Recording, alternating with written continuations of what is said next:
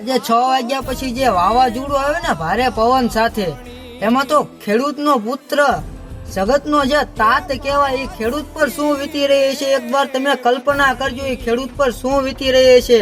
અત્યારે એનો મોલ ઉભો છે, જે ઘઉં છે, શિયાળું છે, એમના ખેતરમાં જે ઊભી છે સાવ બગડી ગઈ છે.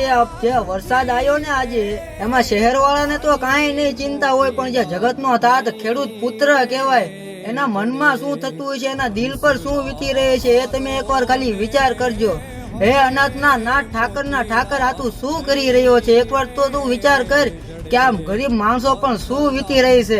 એક તો માણસ 6 મહિના સુધી મહેનત કરીને ઉભો મોલ એમનો બગડે તો એમના આવ મળી જાય એવી હાલત થઈ જાય એ માણસની, જેનો મોલ સાવ બગડી ગયો હોય.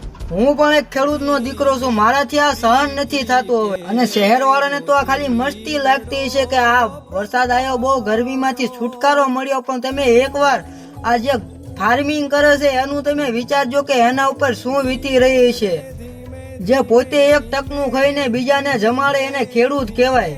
એ ખેડૂત જ આજે રડી રહ્યો છે. એટલે મારે સરકારને નમ્ર વિનંતી છે કે આજે એનો મોલ બગડ્યો છે, ઘઉં ને એવું જે વસ્તુ છે બગડ્યું છે, એના માટે તમે ખેડૂતની એક નાની એવી સહાય કરજો, એટલે ખેડૂત પર દુઃખ ના આવે. આ દુઃખ મારાથી સહન નથી થતું. સરકારને નમ્ર વિનંતી છે કે તમે આટલું જરૂર કરજો ખેડૂત માટે.